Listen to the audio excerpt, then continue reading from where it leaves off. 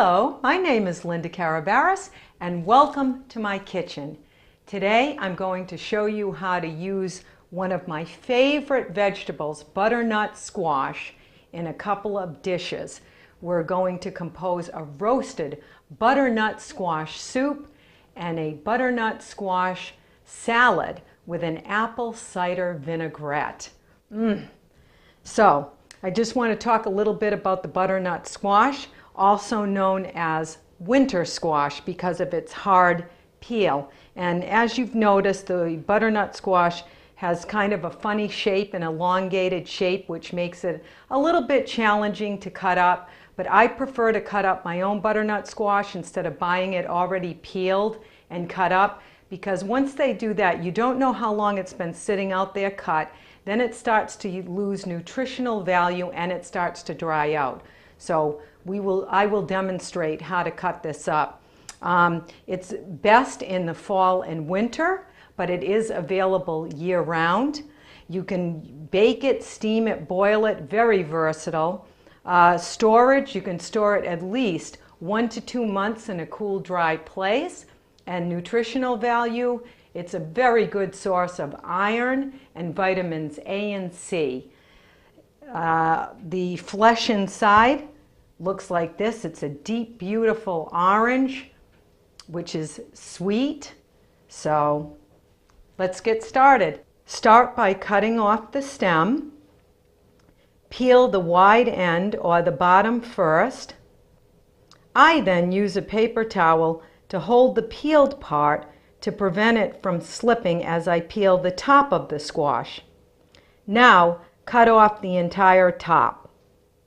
Take the top and cut it into about 3/4 inch slices, then cut lengthwise and then crosswise into about 3/4 inch cubes. Now you don't have to be perfect with the cutting. As you can see here, some of my cubes might be, an inch thick. As long as the larger cubes are cooked all the way through, you're going to be fine, especially in these two recipes. So, because the bottom is a little bit challenging, I thought I would show you how to cut the bottom, or it's a little bit odd shaped. And also, let me show you first a grapefruit spoon. The sides of the bowl of the grapefruit spoon are serrated, so that's going to help to scoop out the seeds and some of that pulpy string that's inside the base of or bottom of the butternut squash. Now, cut a strip off the base to get rid of some of that unpeeled portion and that little bit of the hard spot. Cut it in half. Scoop out the seeds with a spoon. I showed you the grapefruit spoon, but a regular spoon works fine also. We have the peeled and scooped out squash. So, the first thing I do is, even though we've cut a strip off the bottom, still got a little bit of this hard notch down there, which was part of the beginning stem, I guess at one point when the vegetable first started growing. So, I just take a paring knife and cut a notch in it like this to remove that. How's that? Popped right out. Oh, this side I got most of it on this one, so we're all set. Now, this is what I do with cutting this base. Just cut it into wedges. I guess you'd call that wedges, like you would a cantaloupe. And I'm going to guess that these are about 3/4 inch wide. And like I said earlier, it really doesn't matter if you get them exact or not. So there we are. Be very careful with that. Let's do the other one. There. Now I'll just demonstrate with a couple of them. You can cut off these curved parts first, like this. And then you've got a nice shape to work with to really put it into cubes. Okay. I'm going to continue with the rest of these. Okay, that does it. Let me put this aside. Okay, now my handy dandy gloves that I always love using when I'm tossing stuff. Be perfect for this.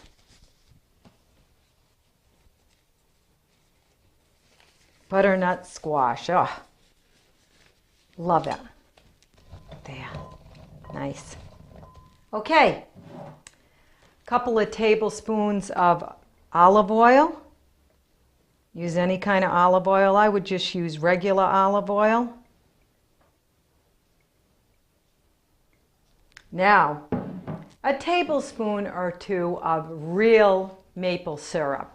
And of course, being in New England, I hope you'll purchase real Vermont maple syrup. This is wonderful. I would never have that other stuff in my house. It's a bit expensive, I agree, but you don't need much of this.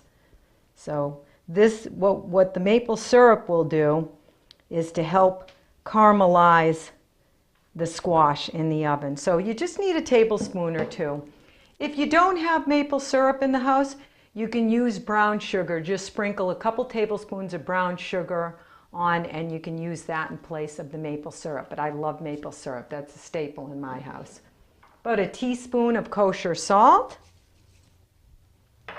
and some freshly ground black pepper.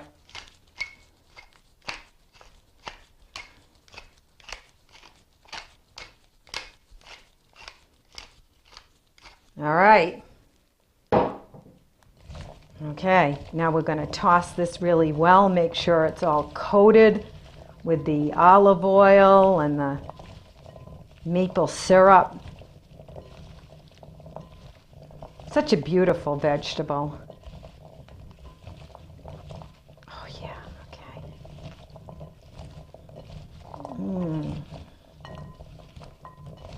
Okay, let me take off this glove. Now, I've got a sheet pan lined with parchment because this is going to make it a whole lot easier to clean after. And I'm going to dump that right on there. Okay.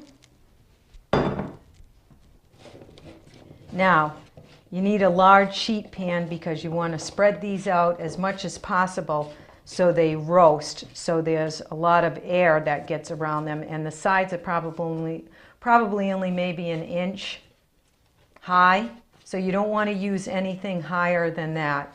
400 degrees for a total of about 40 minutes, but after 20 minutes we're going to toss the squash so it gets like evenly browned. Okay, into the oven.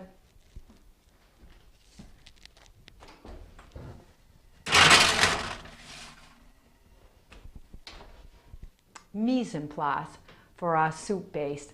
That means I've got all my ingredients out, measured out, my utensils, so I'm ready to cook. Okay, first thing we want to do, we're going to start our soup base. Let's see.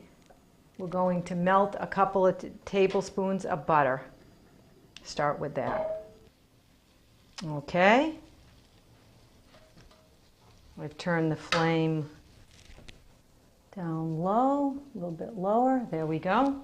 Add a coarsely chopped small white onion, or yellow onion, I should say. Starting our base here. And 1 clove of minced garlic.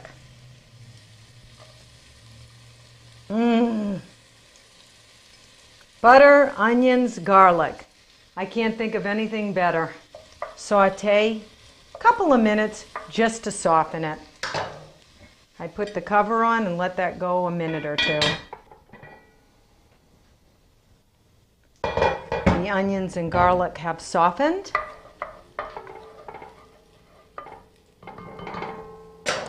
I add chicken stock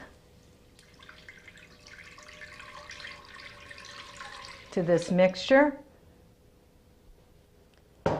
We bring this up to a simmer. This is at a simmer.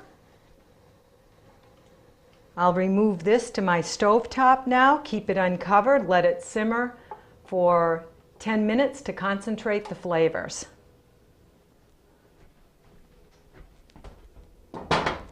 Okay.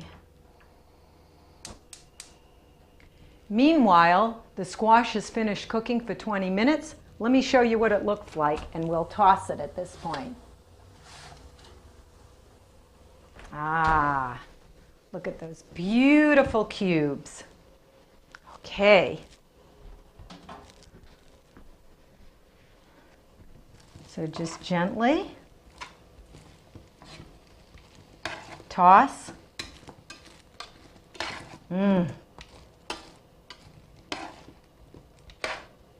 Hey, look at that. Look at how pretty that is. Jeez, I just love it. All right, back in the oven for 20 more minutes, and then we'll test it at that point. And in the meantime, I'll mise en place for our warm cider vinaigrette.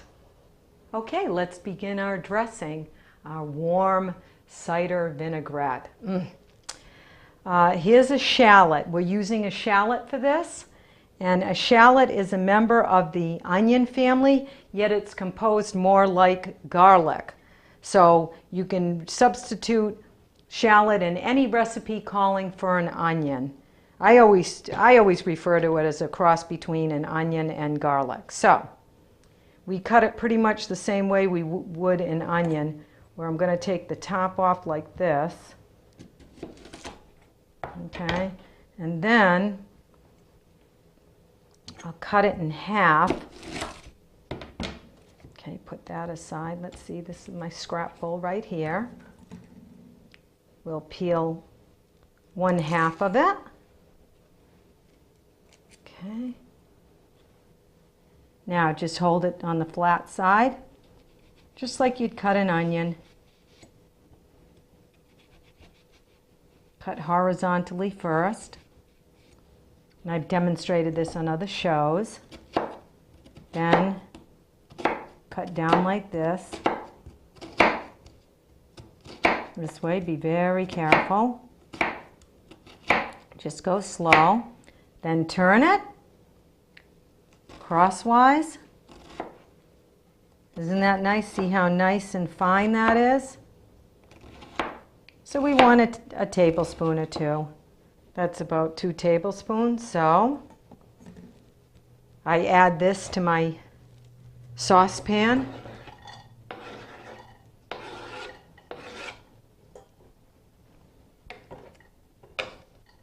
Okay. Now to the pan, I add 3/4 cup of apple cider.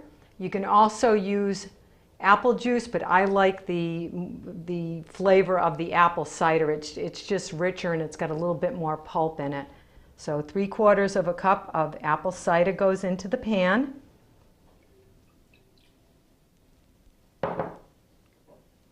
To this, 2 tablespoons of apple cider vinegar, and that will give it the acidity with the sweetness of the apple cider to make it a vinaigrette. Bring this to a simmer and reduce it by 2/3.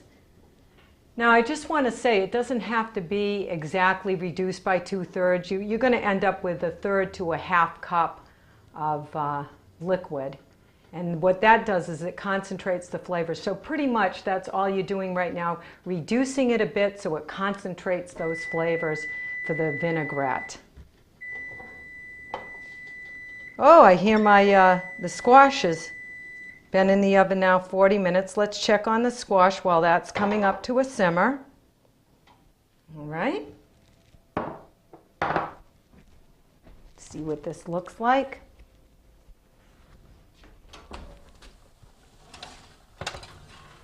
Ooh. Ah. Okay, let's test it.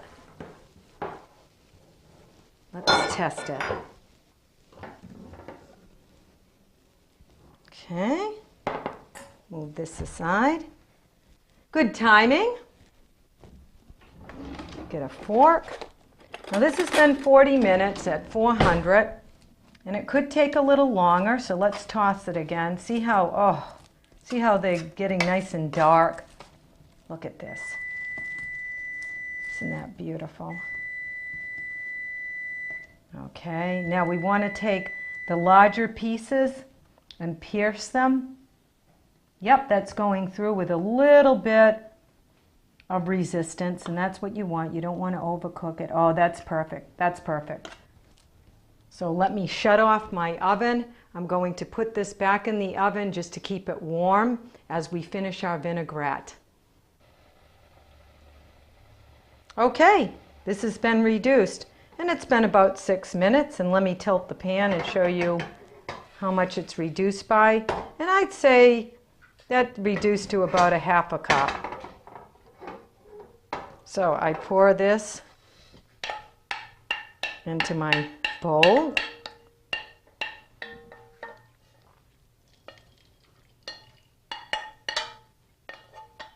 It smells so good. Oh, does that smell good? Okay. Teaspoon of, yes, okay, mustard. And I like the spicy brown mustard myself. It calls for Dijon, but if you like a real sharp mustard flavor, then use the Dijon, but I like the spicy brown. You can even use the regular yellow, whatever you want to do. Okay, now, while I'm whisking, I'm going to pour 6 tablespoons of olive oil in a steady stream. And you can use regular olive oil or extra virgin. Mainly for dressings, you'd want to have more of that olivey taste. So if you have extra virgin olive oil, I'd use that. But all-purpose is fine also. Steady stream as I'm whisking. Oh, get all those flavors blended.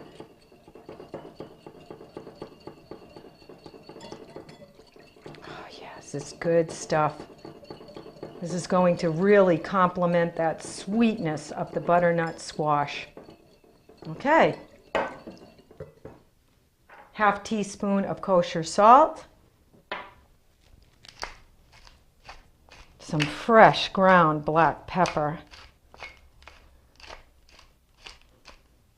Okay.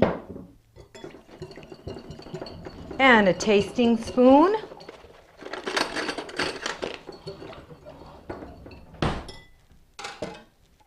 Oh, nice and warm.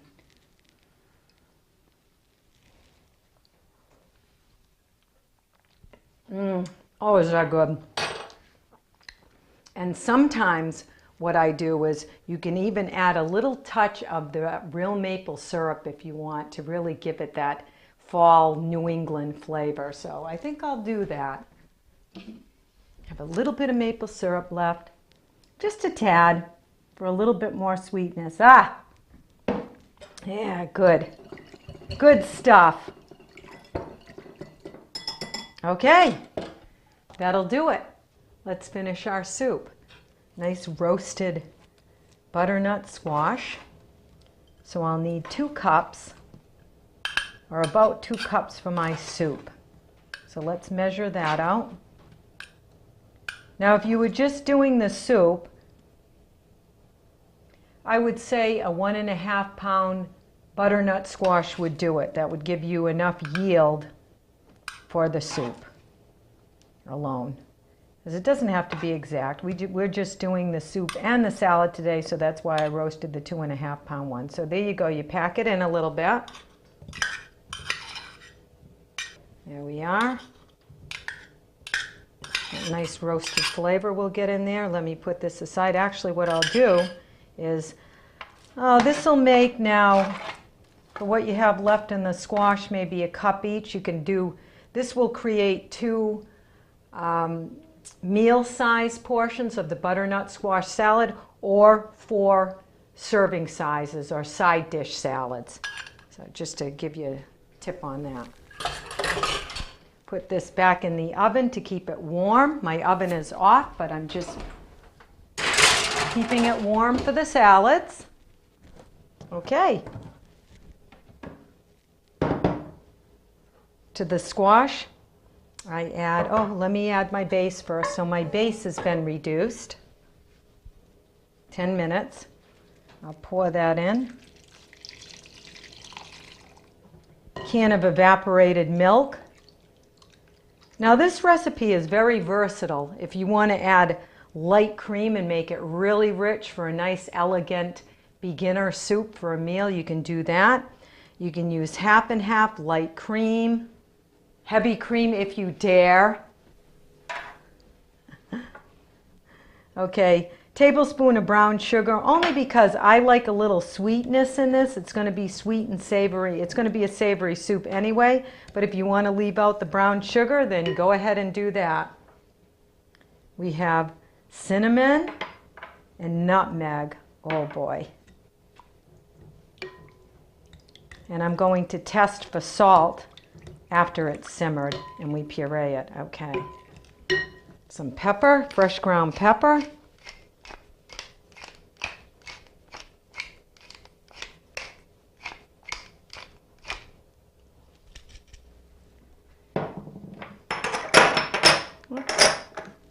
Puree in 2 batches. And that's why I dumped it all into the bowl first, because I'm going to ladle this into the blender, 2 batches, and it's going to go right back into the soup pot to finish. Okay, so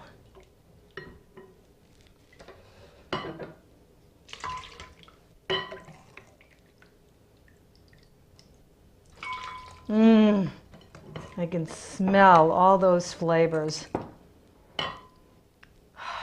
Onions, garlic, the butternut squash, the spices. What a beautiful fall soup.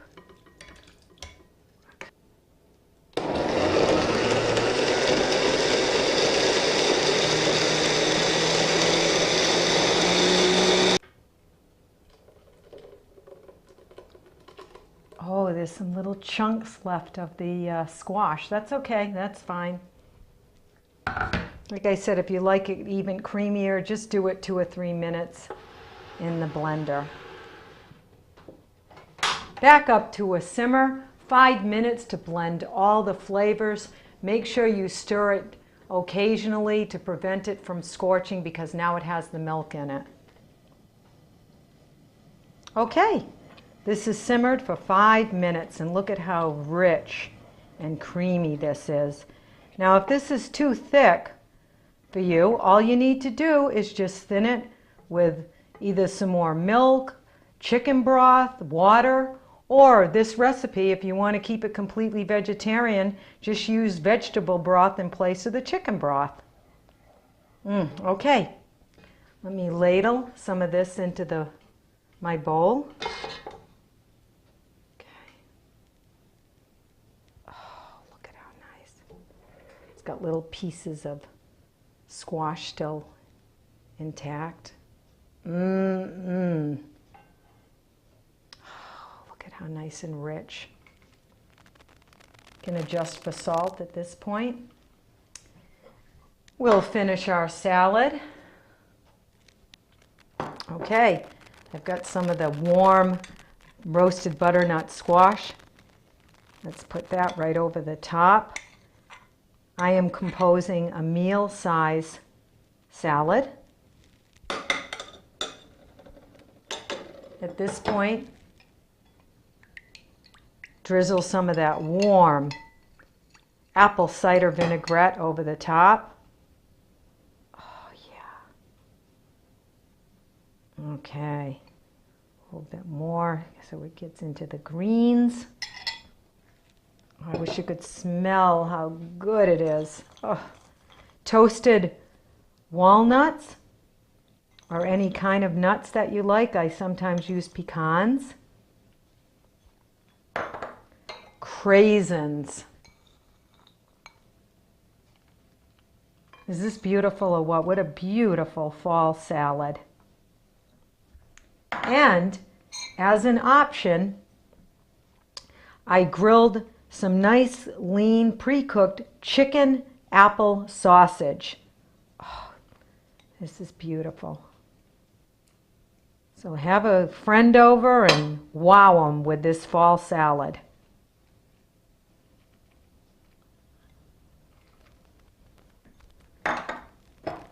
Drizzle a little more dressing. Why not? And some Parmigiano Reggiano cheese.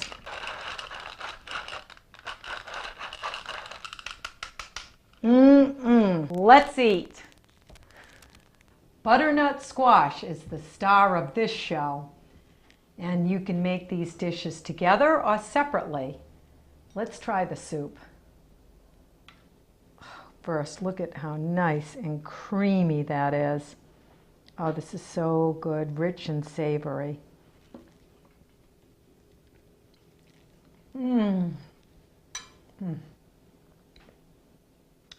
Good stuff. Well, I'm Linda Carabaras. For more recipes and to view previous episodes of Linda's Kitchen, log on to lindas-kitchen.com. Thank you for joining me in my kitchen this week, and I'll see you the next time.